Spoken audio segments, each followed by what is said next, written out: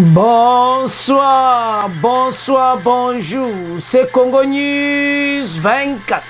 Bande Konanga, comme toujours avant de commencer notre émission, nous disons merci à Dieu.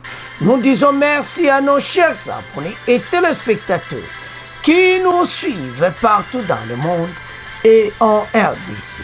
Bande Konanga, soyez les bienvenus.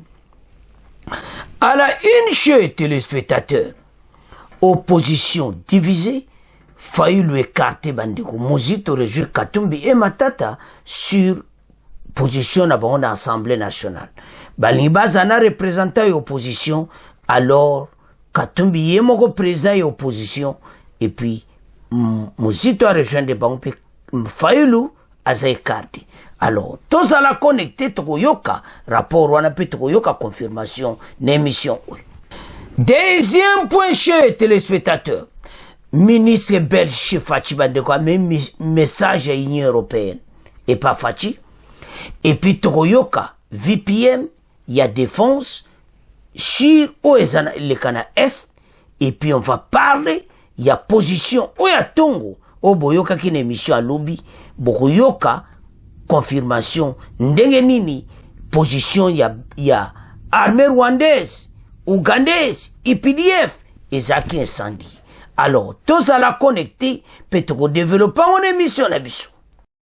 Chers téléspectateurs, émission là-bas bandi, et committant tout cela ensemble, ma solo yamboka. Bandeko, toko kende directement, na oyezo leka, bandeko, na Assemblée nationale. Et pas wapi Katumbi, et les autres, bandeko, nani akozala chef d'opposition Katumbi et bwana déjà eza kofpa eza majorité par rapport à bangonyo son opposition.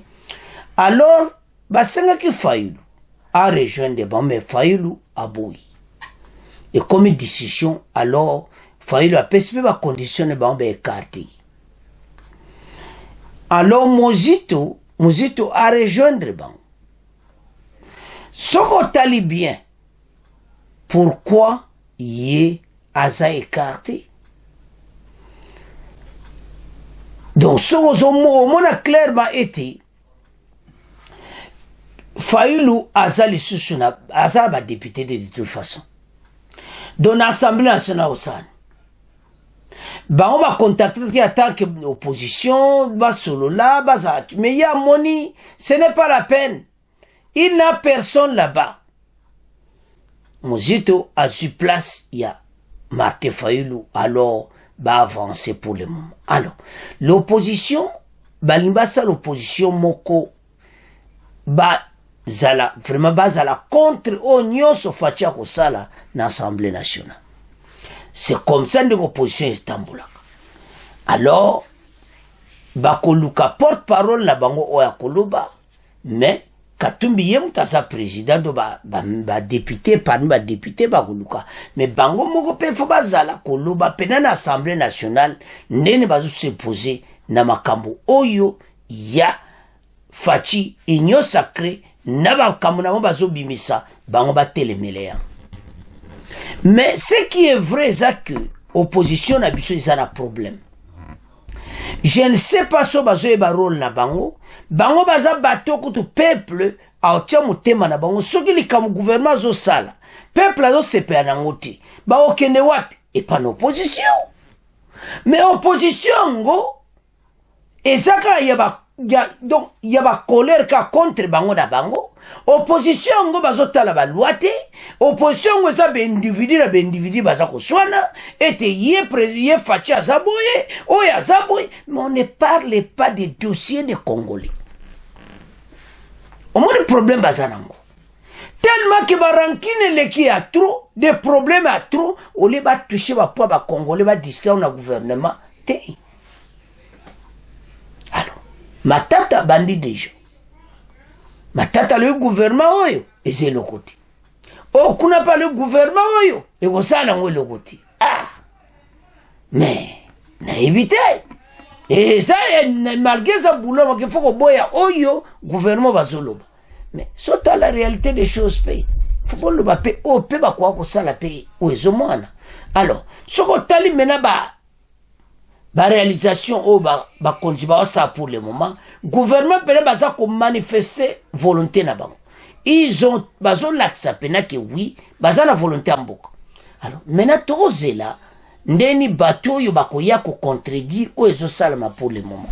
Et ce qui est grave, il fallait bango na bango pe ba yokana.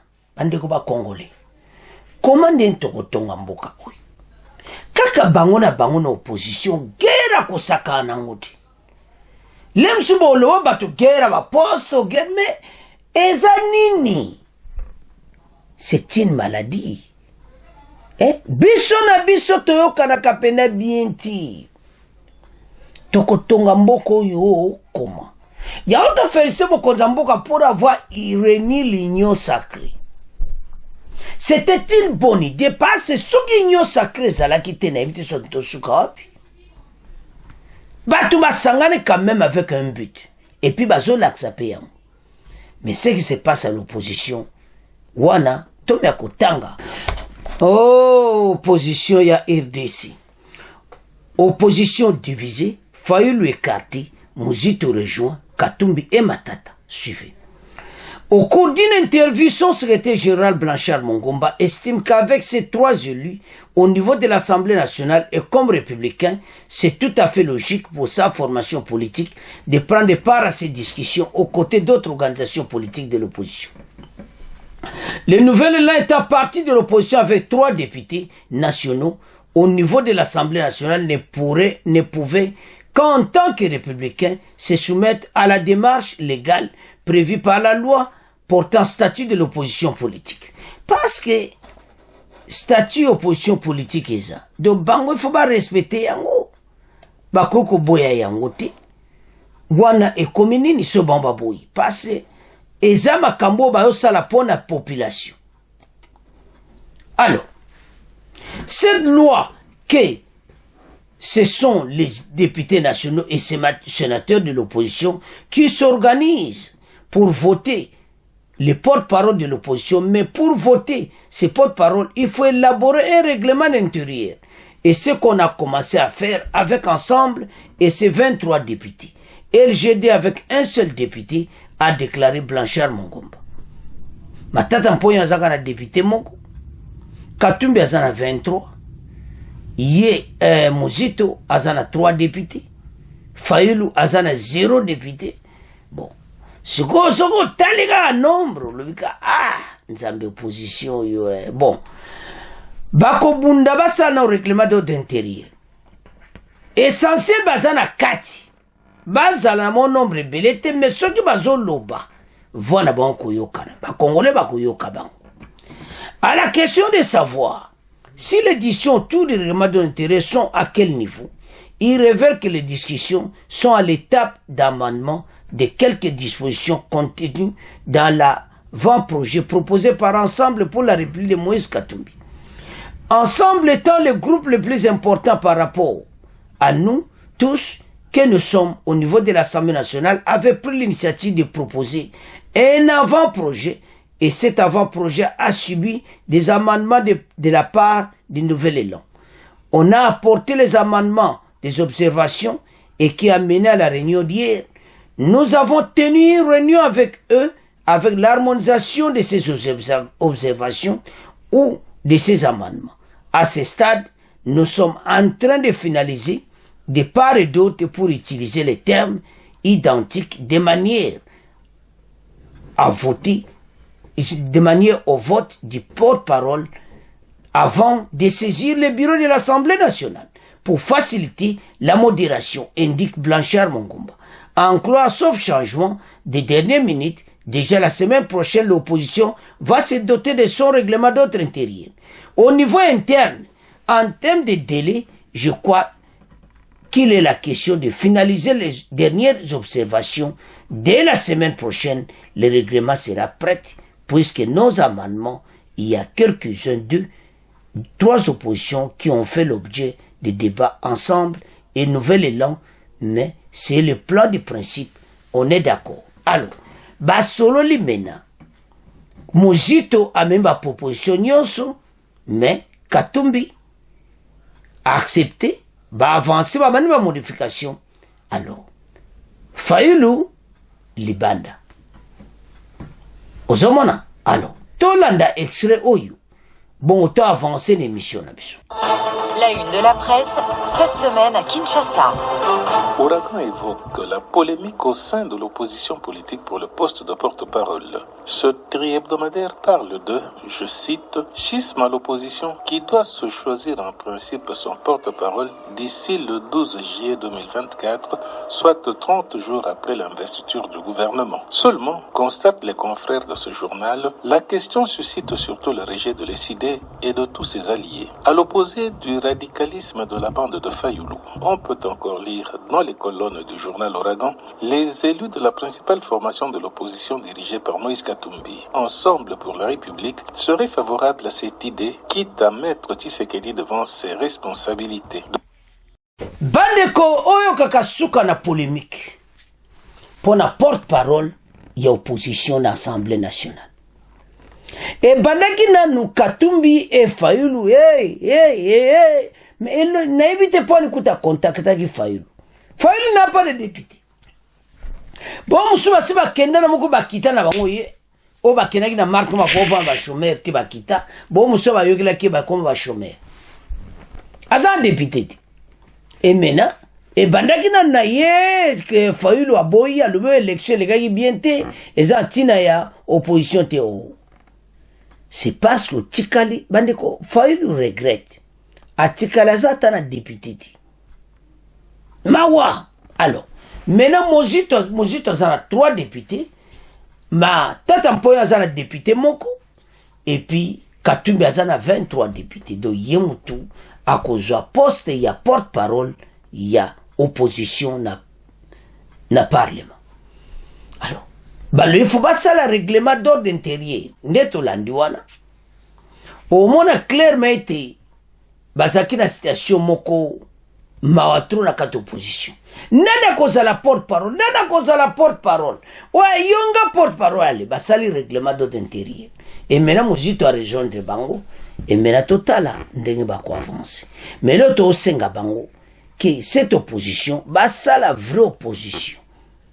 Baye la bisute que ça contre individu, baye ande na makambu pa pona mboka. Que bino bo lobi bo, biso do moni projet ngo feza la boy. Biso do mo bino boye na projet, biso do moni feza la boy. Bino mosala ni na Kinshasa ba travaux ya banzela. Biso moni ide na biso zaboy. Et c'est pas coupé ça. Non. Okoyoka ba makamu susu nzambe. Et son position ba jouer ba rôle là. Et ça n'a pas senti gouvernement yena ba projet ba yena o ba osashu. Bango ba contredire na kate ba projet wana o il fallait bango pe ba pesa ba idée non ce que ça qui veut biso photo sala boto sala. Et puis ba mon gouvernement a dit idée ba to le quoi ba lobi donc biso do bon ça c'est comme ça que pression ko yel ko la gouvernement ba quoi mais pour le moment na zoma na ko tia bango pression et puis ba zo pe que bango ba ko télé mais la pena président na kata parlement ya ngona pena ne ba sanga ne to landi dans la revue de la presse donc bango pena danser na kata opposition. D'accord. Quand je regarde tout ça, opposition ya ndenge nini oyo. Soko tali bien, oyo bango ba lobby bandeko. Ouragan vole les polémiques au sein de l'opposition pour les postes de porte-parole. C'est bien hebdomadaire par du séisme opposition qui doit se choisir en principe son porte-parole d'ici le 12 juillet, soit 30 jours après l'investiture du gouvernement. Seulement, constate le confrère, ce journal, la question suscite sur tous les sujets de l'ECID et tous ses alliés. Dans les colonnes du journal, les élus de la principale formation de l'opposition de Moïse Katumbi pour la République, alors, seraient favorables à cette idée, quitte mettre Tshisekedi devant ses propres responsabilités. Fayulu, yemta meme on pera mabe. Mais, batuya, matata ya, et nouvel élan, ya Mozito, bango ba ye, na idée ba moi que tout recto arrange. Mais, nous comprendre ici, Fayulu, aboyi bon ngaler mon on comprend que bazana mon pena député te bonne va continuer alors mais to landi un peu la revue de la presse que porte-parole nani ako dirigeant na Assemblée nationale et au moins on a qui faut pas ça kana batakatumbi passe bon baza majorité alors pour le moment bazo bon ça va règlement d'intérieur total oyekoya alors banamboka to tangi to landi opposition na biso bazo ndiro tourner ka coron mais wana en tout cas to komo tika ngona bino mais ba tika ndi ba division ba sa ndi boulot parce que ça mawato alors to landi la revue de la presse bino bo commenter to komo ke na deuxième partie émission. Chers téléspectateurs, deuxième partie Oyo et ça sur SAEDC. Tokobanda avec visite ya ministre belge. Après Tokoya na message ya ministre de défense. Après Tokoya na incendie Oye Salamaki samedi. C'était hier. Ya position ya IPDF, RDF 123 Oyo ezalaki incendie. Mais toujours ya na ba wazalendo les bombardements donc toujours ya na pont on a passé des morts to le baki en émission passée to ya na pont na boyoka Oyo confirmation. Alors Tokobanda point Oyo avec ministre belge. Il est arrivé voir le président de la République. Il vient au nom de l'Union européenne avec un message précis sur la guerre à l'Est. Alobi bakoti ka guerre oublieti bango bazola d'évolution c'est pour ça il y a comme ministre d'État belge puis un même message Union européenne kwa okuta na fachi. Bateau de Sudolobaki. Ces gens sont là pour les intérêts na bango, na be intérêt ya mutu na bango président Rwandais.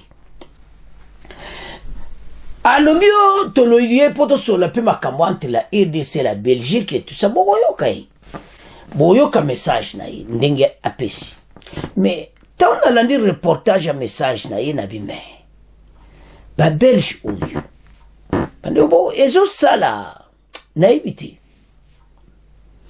pense bango bazomona gravité a guerre te bazo yaka ka bayeba kutana fachi ba cheche litoi na bango ba pesi mbongo ya ese bayeba sa biso zabana mikiti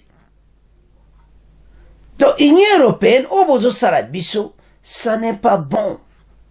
Vous êtes derrière le président rwandais et vous êtes là ya ko pakola biso ba mascara ko yela ka biso ba long discours ko toyoka ka bato ne bazo ya mbaka facha zo ya mbaka bango modo abeta bonka bakara dévier ka bango parce que il n'y a rien. Bade boko tango boko yoka ke eloko moko te basoli wana ba ko salela. Baye ba beti masolo na Union africaine. Ba bimi ba jiba micro ba bani ko loba après la guerre à l'est buena bwele ba kekuna etali bango te na mutu na bango le président rwandais. Alors tango so tala biloko no bomo na teke bisonde toza la ba perdre to il s'en fout bango ba otala makamu na bango ba otandi ba coopérer na président rwandais. Non. Biso za pays indépendant. Occident atika koyaka ko manipuler batu. Eza manipulation pure et simple. Parce que bango baza toujours na mutu na bango. Même semblant ya kotika ye malgré se yebani, mais jusqu'à présent ba lâché été. Tokondima ke ba lâché ye élection en Rwanda. Azo bima na 4e azo bima na président na Rwanda. Union européenne akuluka pe se sumbongo akena Mozambique. Mbongo wana yango somba amba zo bare biso ka kene. Donc en tout ça, ce qui total la mission na bongo est échec total. Mais elonga zo pesa nga passe batika koyaka kokosa mokonzi.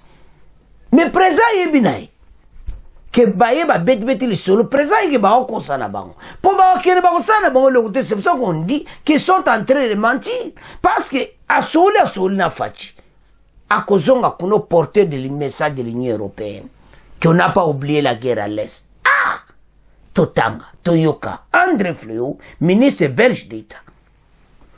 Ce n'est pas possible. Toujours vivre bateau yo. Ba aventure na aventure. Toko banda wana pe toko ya na ministre de la Défense. Le chef de l'État Félix Tshisekedi a reçu samedi 22 juin le ministre d'État belge André Fleurot en visite officielle à RDC.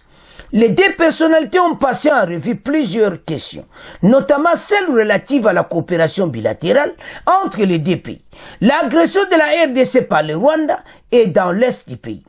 Au sujet de l'agression rwandaise, André Fleurot a condamné l'existence de deux niveaux d'application du droit international, estimant qu'il est important d'être porté des messages afin que l'Europe ne soit pas distraite face à la guerre dans l'est de la RDC.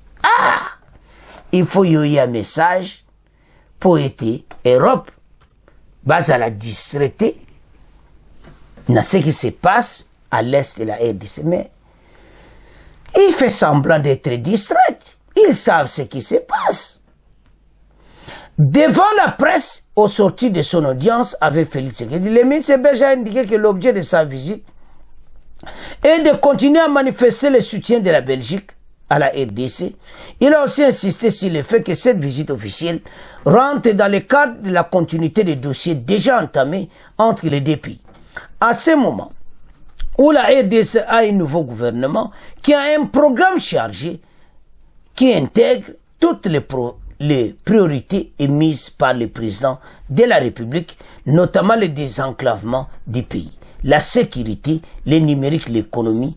André Fleurot a insisté sur le fait qu'il est indispensable, d'avoir de bonnes relations, être responsable. Bango, ndenga zobeta masona mokonzi wana.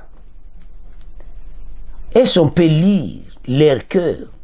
Est-ce qu'ils disent la vérité? Est-ce que vraiment bazana associé à RDC to bimana makambo bitumba otozo bunda o? Non. Bazana posa na biso atamuketi.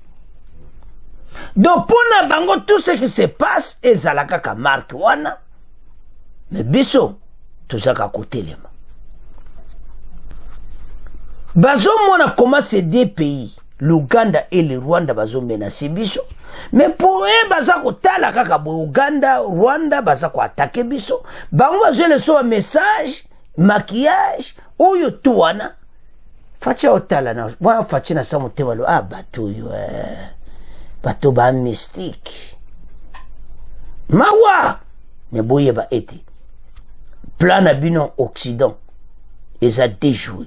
Wazalendo match kitoko. Oyo basali RPDF 23 tozoya na pwana. Incendie total.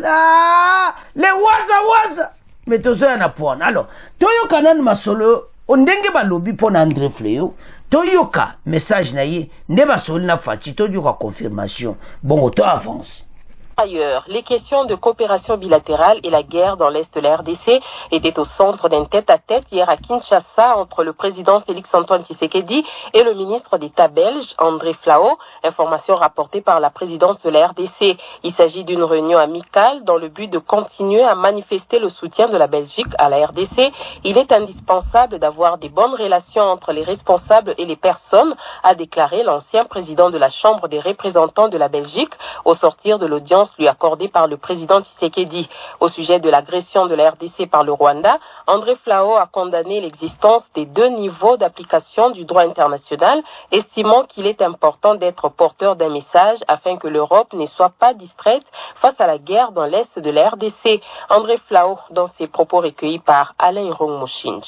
L'objet de la visite, c'est tout simplement de continuer à manifester un intérêt et un soutien entre la Belgique et la République démocratique du Congo.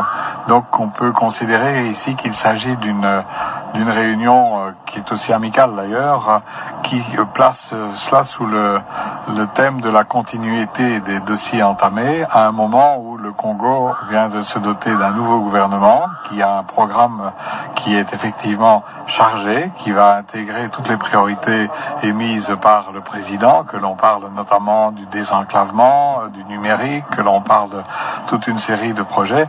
Et dans cet ordre d'idées, j'ai aussi rencontré la première ministre qui effectivement est en charge avec sa nouvelle équipe de mettre tout en œuvre pour, à un rythme soutenu, répondre aux aspirations de la population. Et en ce qui me concerne, j'ai été au Parlement celui qui a porté le plus de questions et de remarques à l'égard des ministres, premiers ministres à l'époque et ministres des Affaires étrangères pour faire en sorte que l'on n'oublie pas ce qui se passe à l'est du Congo. Bandeko tolandi biso nyonso. Donc soki tozotala eza mawa bato oyo baza vraiment oyo kaka suka ande tolandi wana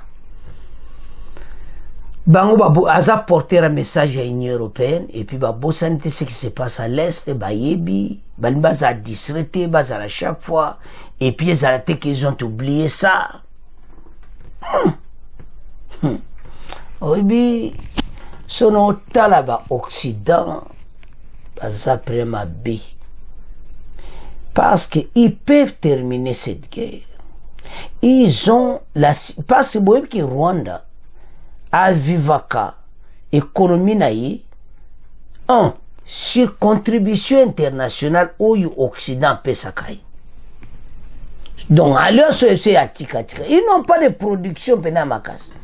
Kaka siko production a jus oazo yiba wa minere na est yangwana oyazo bongsa mboka naï. Mais soko talibwe peno bazo produire zati.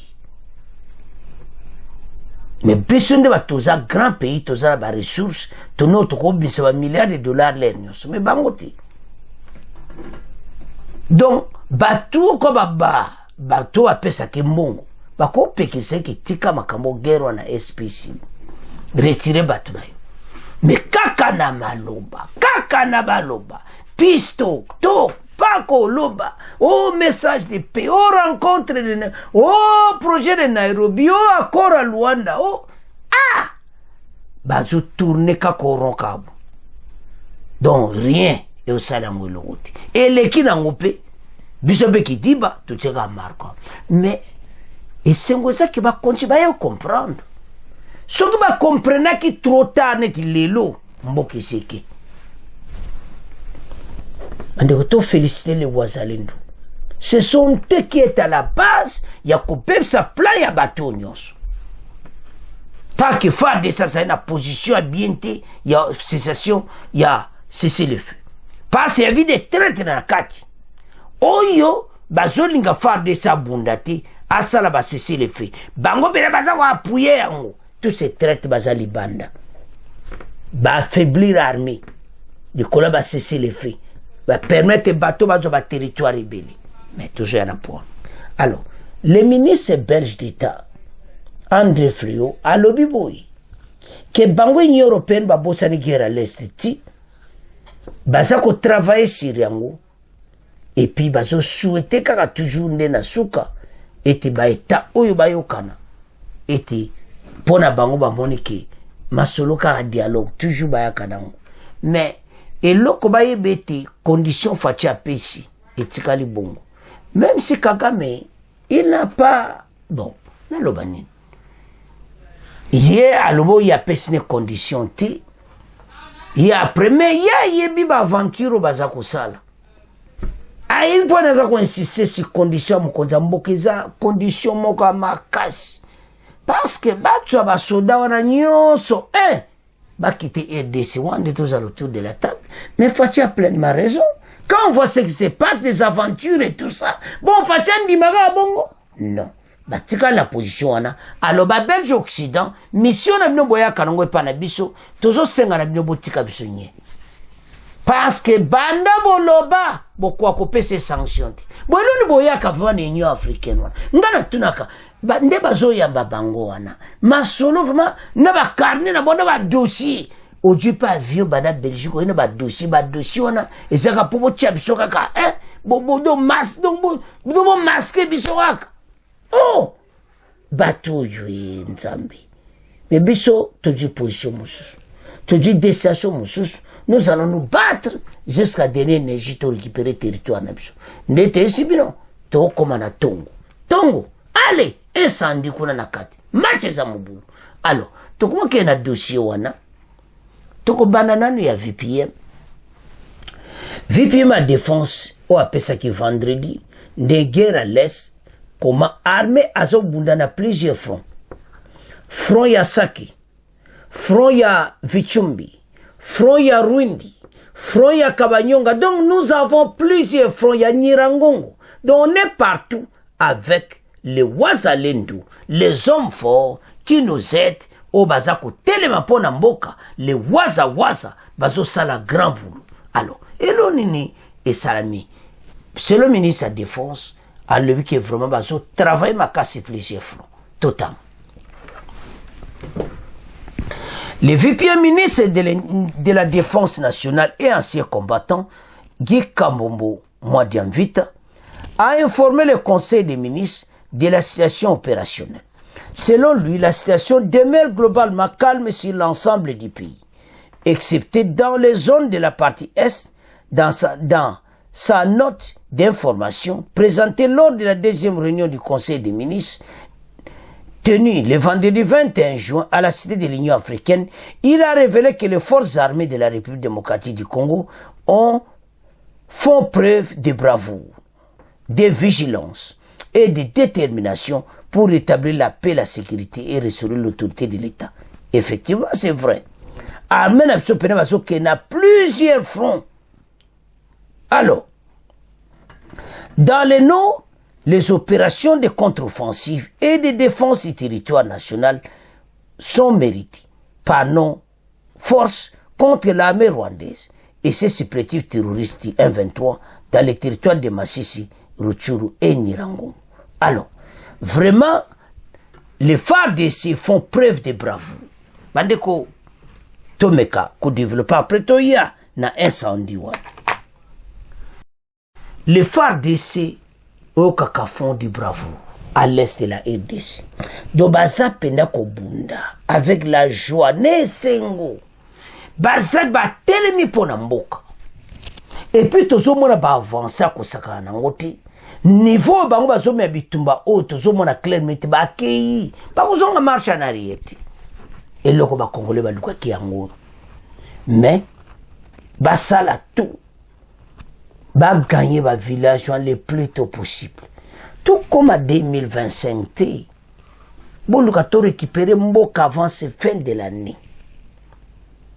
Nde bazamba yebi na bango. Kita one kokoka. Ne bisondi. Tout élément. Congolais nyonso. Lève-toi. Bende le koyati.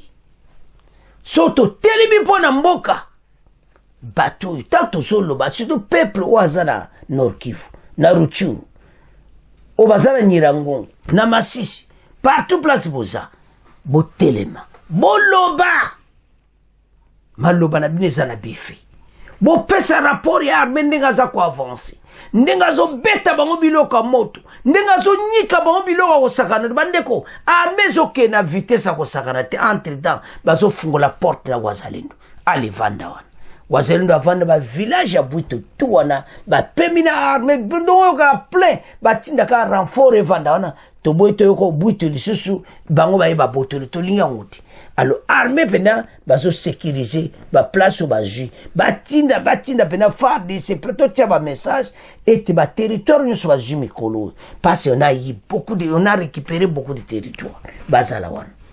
Alors yango ministre de défense a pesi na conseil des ministres était FARDC azako travailler très bien bravo na bango exemple na ko mwana ba liwana bazo kene pena liboso pe bazo récupérer ba territoire na maboko ya armée rwandaise armée ougandaise M23 mais ba yeba ete tozana ba omaili ya to sabande ko tala bato ba koma de bandade na ndenga mukiti bato ba ko panza na ndenga mukiti tonto betela mino mena boyoka to memino extrait wana comment bazaki après avoir été bombardé et ba Wazalendo bébé incendié tous ces gens na bastion na bango kaka bastion mobimba et pelimoto voilà ennemi azo sentir force à wazalendo yeba ke bazo sala ba incursion na ba kiwanza ba kota ba tante ba koti après ba bimi donc bazo laksa bon ke toza wana na porte toujours beta porte tant ba sa ba incursion pona ko laksa bon ke biso déjà to koti et tikali kaka position armée vana makasi alito vana na pona libela donc bazo sala pena boulot moko ba pena ba koti na bangote après ba bimi mais basali na tongo suka na deka soko moni balubi que les positions ya RDF E23 eza incendié par les wazalendo eza makamba kosakana te parce que bato yo ba terroriste ba bombomba ndeko na biso bazo pema ko mériter te ba arrêter bango ba kanga ba mpe ba pinir bango. Les wazalendo azo se pas poursuivre bitumba au jusque na suka. Les wazalendo azo laksabon que nous sommes présents et biso tokotika bino nyeti. Alors bana mboka tolanda mena ndeni ne sandio ne sami guerre zakilobi samedi matin bon auto avance. Bande ko le phare d'ici ezalaki pena ko sakanati oyo kaka suka na guerre ou salama ki hier des affrontements entre les phares de ces wazalendo et les RDF IPDF F23 do bitumba zaki akosaka nauti. Alors maintenant armée Ouganda région de bon bitumba donc biso to laksa bango basangana combien que les wazalendo de phares de ces baosalaboulou.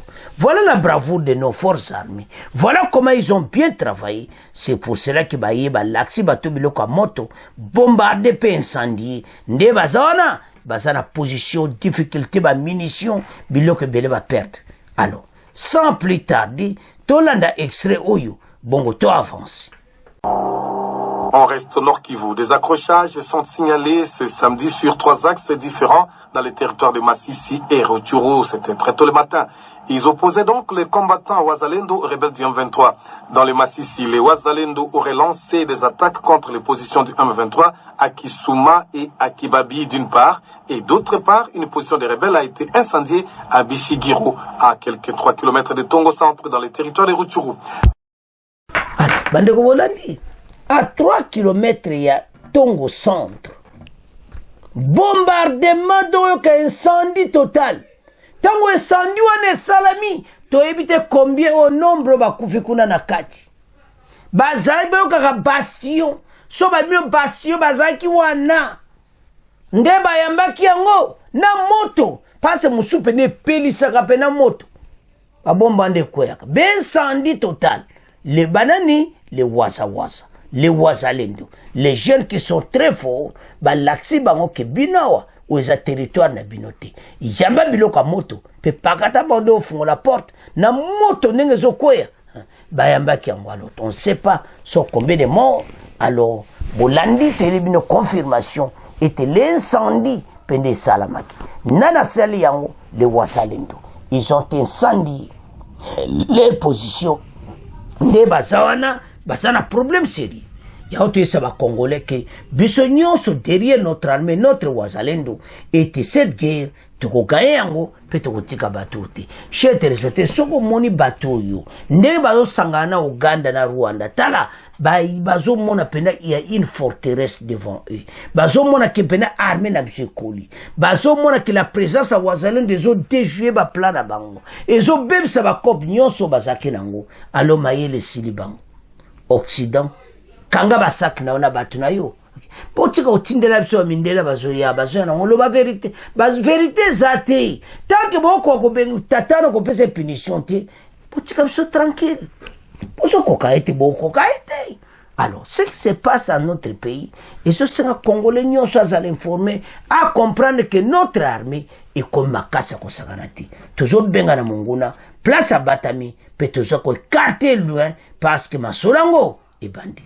Alors banamboka to landi biso nyonso et l'autre est sarabino ce qui nano s'abonner na chaîne te s'abonner parce awa to loba baningi belé baebi otangi oyoki pe okena vraie information au partage.